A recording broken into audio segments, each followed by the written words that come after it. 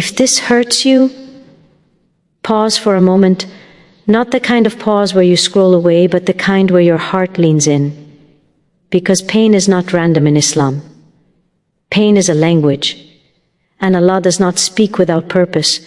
There are wounds that scream, and then there are wounds that whisper, the ones you don't talk about, the ones you carry quietly while smiling, functioning, surviving, the ones that ache when you are alone, especially at night, when no one is watching and your defenses finally fall. If this message touches that place inside you, the place you try to hide, understand this. Allah may be addressing you. Allah does not always speak through ease. Sometimes He speaks through discomfort, through restlessness, through a heaviness you cannot explain, that sudden ache in your chest, that tear that comes without warning, that feeling of something is missing even when everything seems fine.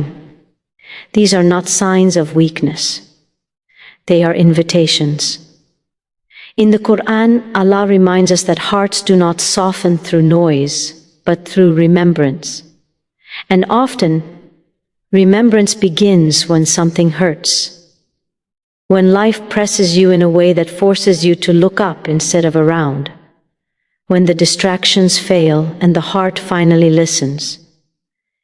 If you are feeling unsettled, misunderstood, or quietly exhausted, it may not be because you are failing. It may be because Allah is calling you closer, stripping away what distracts you, breaking what does not belong, waking your heart from a sleep it didn't even realize it was in. Not every pain is punishment. Some pain is direction. Some pain is mercy in disguise. And some pain is Allah saying, come back to me. I am closer than you think. If this hurts you, don't turn away. Listen. Pain feels chaotic when you are inside it. It feels unfair, unnecessary, and sometimes even cruel. But in Islam, pain is never meaningless. It is never random. Nothing reaches the believer's heart without Allah's knowledge, permission, and wisdom. The moment we understand this, pain stops being noise and starts becoming a message. Allah is Al-Hakim, the most wise. Wisdom does not act without purpose. So when something hurts you deeply, when your chest feels heavy, when your tears come without explanation, it is not because Allah overlooked you. It is often because He is paying very close attention. Pain becomes one of the ways Allah redirects a heart that may have become too comfortable, too distracted, or too attached to what was never meant to last. Sometimes Allah allows pain to interrupt our lives because comfort can make us forgetful. Ease can make the heart sleep. We pray but without presence. We remember Allah but without longing. Pain, however, wakes the heart. It strips away false security and forces honesty. In that raw moment, when nothing else soothes you, the heart naturally turns upward. That turning is not accidental. It is the message. There are pains that come to remove something harmful, even if we loved it. There are pains that come to protect us from a future we cannot see. And there are pains that come simply to bring us back, to remind us that this world was never meant to fulfill us completely. When something breaks your heart, ask yourself gently, what is Allah trying to free me from? Or what is He trying to bring me closer to? Allah does not communicate only through words we hear or signs we see. He communicates through circumstances, through delays, through losses, and through feelings we cannot explain. That unexplained sadness, that restlessness, that quiet ache. These can be invitations to return to dua with sincerity, to Quran with humility, to Allah with dependence. If pain were random, it would harden hearts. But when understood correctly, pain softens them. It removes arrogance, deepens compassion, and refines the soul. It teaches you how fragile you are and how desperately you need Allah. That realization is not weakness, it is spiritual awakening. So if something is hurting you right now, don't rush to silence it. Don't dismiss it as meaningless suffering. Sit with it. reflect, ask Allah, what are you teaching me? Because pain is often not the end of the story. It is the beginning of a conversation between your heart and its creator. Allah often changes the heart before He changes the situation. This is one of the hardest truths to accept, especially when you are desperate for relief, when you are asking Allah to fix what is broken, to remove what hurts, to open a door that feels permanently closed, and nothing seems to change. But what's changing, quietly and deeply, is you. We are usually focused on outcomes. We want the pain to stop, the door to open, the person to change, the problem to disappear. But Allah looks at something far more important, the state of your heart. Because if the situation changes while the heart remains the same, the lesson is lost. And Allah does not waste lessons. Before Allah lifts a hardship, He often softens the heart inside it. He teaches patience before relief, trust before ease, humility before elevation. That is why sometimes your dua is not answered the way you expect, not because Allah is distant, but because He is preparing you to receive the answer in the best possible way. Think about how pain reshapes you. It humbles you. It makes you realize how little control you truly have. It pushes you to rely on Allah in ways comfort never did. You begin to pray differently, not with entitlement, but with need. You read Quran not for reward alone, but for survival. That transformation is not secondary, it is the purpose. Allah knows that certain blessings, if given too early, would harm you. A heart filled with impatience, resentment, or attachment to the dunya would misuse what it asked for. So Allah pauses the situation and works on the heart instead. He removes arrogance, weakens unhealthy attachments, and strengthens reliance on Him alone. Sometimes Allah delays change so you can see clearly, to recognize what truly matters, to let go of what you thought you needed but was slowly damaging you, to realize that what you were clinging to was never meant to be permanent. That clarity is mercy, even when it hurts. And when the heart finally aligns with Allah's wisdom, when acceptance replaces resistance, when trust replaces panic, the situation often changes effortlessly. Doors open without force. Relief arrives without struggle, because the heart is now ready. If your situation has not changed yet, ask yourself gently, what is Allah changing inside me? Because once the heart is transformed, the outcome becomes secondary. You are no longer desperate for control. You are at peace with Allah's plan. And that peace is sometimes the greatest answer of all. Some struggles are meant to be carried in silence, not because your pain is small, but because Allah sees it so clearly that no explanation to people is required.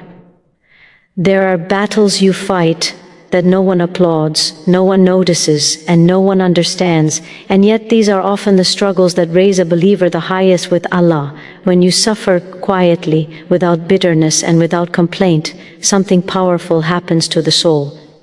It learns sincerity. Your patience is no longer for people's validation, but for Allah alone. And what is done purely for Allah is never lost. Silent struggles refine the heart in a way public ones cannot. They teach you to rely on Allah's presence instead of human comfort. Allah knows that people have limits. They can listen today and forget tomorrow. They can sympathize, but they cannot heal. So Allah sometimes removes people from your pain so that you learn to turn directly to Him. In those moments when you feel alone, when you have no words left to explain yourself, Allah is closer than ever. Your dua becomes deeper because it comes from a place of truth, not performance. There is a special reward, for the believer who holds pain with dignity. The Prophet taught us that even a thorn that pricks a believer expiates sins. Imagine then the reward for nights of quiet tears, for heavy hearts that still remember Allah, for souls that resist despair even when no one is watching. Silent struggles also build strength, not the loud, visible kind, but the kind that steadies you from within. You learn self-control, emotional maturity, and trust in Allah's timing. You stop needing to prove your pain to be seen. Allah seeing it becomes enough. And one day, you will look back and realize that the season when you felt the most alone was the season Allah was shaping you the most. He was teaching you that your worth is not measured by how many people understand your pain, but by how firmly your heart remains connected to Him. If you are carrying something heavy in silence, know this: Allah hears every unspoken dua. He counts every tear. And He never ignores a heart that turns to Him quietly. Not every hardship is a punishment. This is one of the most dangerous misunderstandings that weighs heavily on a believer's heart. When something goes wrong, we often rush to blame ourselves, assuming that Allah is displeased with us. But Allah is far more merciful than our fears, and His wisdom is deeper than our assumptions. In Islam, hardship can be many things. Sometimes it is purification, sometimes it is protection, and sometimes it is an invitation, a gentle but firm call from Allah, asking you to come closer, to slow down, to reflect, to realign your heart. Punishment pushes you away in despair. Divine invitation draws you inward, toward repentance, awareness, and dependence on Allah. Allah tests those He loves, not to break them, but to elevate them. Hardship often comes to remove layers of heedlessness, to cleanse the heart from arrogance, or to detach you from something that was quietly harming you. What feels like loss may actually be rescue. What feels like delay may be divine timing working in your favor. An invitation from Allah often arrives disguised as discomfort. Life stops flowing smoothly. Things you relied on fail you. You feel unsettled, restless, and spiritually empty. These feelings are not signs of rejection. They are signals. Allah is inviting you to seek Him with more sincerity, to pray with presence, to remember Him with humility. When hardship is punishment, it hardens the heart. When hardship is mercy, it softens it. You become more reflective, more compassionate, more aware of your need for Allah. You turn inward instead of outward. You question not why me, but what is Allah teaching me? Allah does not invite everyone. He invites the hearts He wants close to Him, the ones He wants to refine, elevate, and prepare for something greater. If your hardship is pushing you toward dua instead of away from it, toward humility instead of arrogance, toward hope instead of despair, then it is not punishment, it is mercy. So do not interpret every difficulty as anger from Allah. Sometimes it is love that is firm. Sometimes it is care that is corrective. And sometimes it is Allah saying, without words, come back to me. I want better for you. True strength does not begin in the body, the voice, or the ability to endure without breaking. True strength begins in the heart, the moment it turns back to Allah, sincerely and completely. This is the kind of strength the world does not recognize, but Allah values above all else. When life becomes heavy, the heart often searches everywhere for relief. It looks to people, to distractions, to control, but eventually all of these fail. And in that moment of exhaustion, when you finally stop running and surrender, something shifts. The heart turns back to Allah not because it is forced, but because it realizes there is nowhere else to go. That turning is the birth of real strength.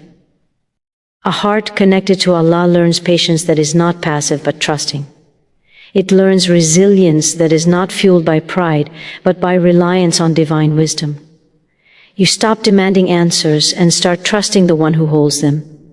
That trust steadies you in ways nothing else can. When the heart turns to Allah, fear loses its grip.